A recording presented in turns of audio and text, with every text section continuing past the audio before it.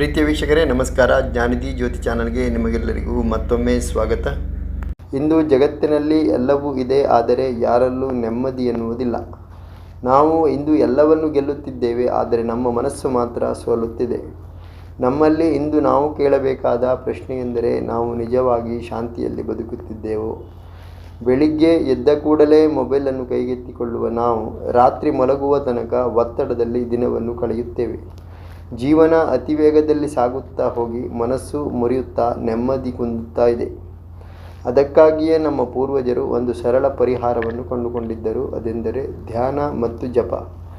ಬೆಳಿಗ್ಗೆ ಎದ್ದು ಫೋನ್ ಕೈಗೆತ್ತಿಕೊಳ್ಳುವ ಬದಲು 5 ಬಾರಿ ನಿಧಾನವಾಗಿ ದೀರ್ಘ ಉಸಿರಾಟವನ್ನು ಮಾಡಿ ಮತ್ತು ನಿಮ್ಮ ಗಮನವನ್ನು ಉಸಿರಿನ ಮೇಲೆ ಕೇಂದ್ರೀಕರಿಸಿ.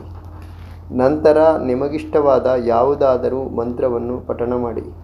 ಉದಾಹರಣೆಗೆ ಓಂ ಹರೇ ಕೃಷ್ಣ ಅಥವಾ ಓಂ ನಮಃ ಶಿವಾಯ.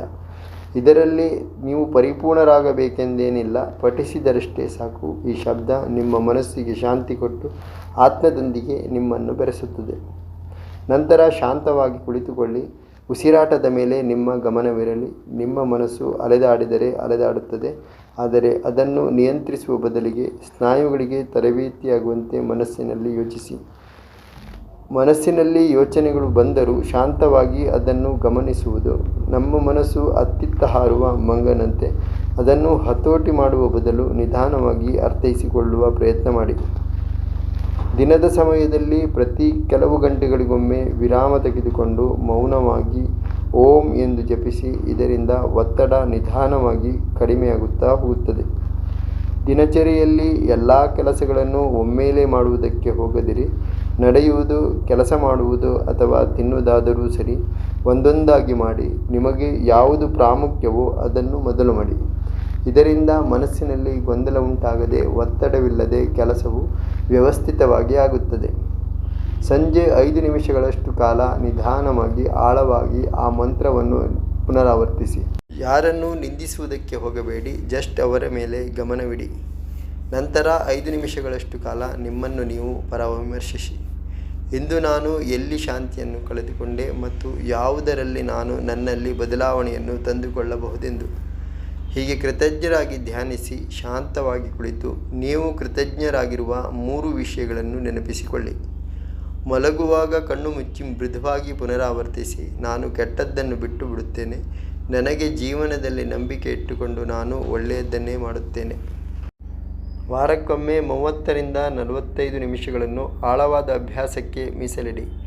ಅವುಗಳಲ್ಲಿ ದೀರ್ಘ ಧ್ಯಾನ, ಆಧ್ಯಾತ್ಮಿಕ ಭಾಷಣಗಳನ್ನು ಕೇಳುವುದು, ಭಗವದ್ಗೀತೆಯಿಂದ ಪ್ರೇರಿತವಾದ ಬೋಧನೆಗಳನ್ನು ಕೇಳುವುದು, ಯಾವುದೇ ಗೊಂದಲಗಳಿಲ್ಲದೆ ಶಾಂತಿಯಿಂದ ಮೌನವಾಗಿ ಕುಳಿತುಕೊಳ್ಳುವುದು.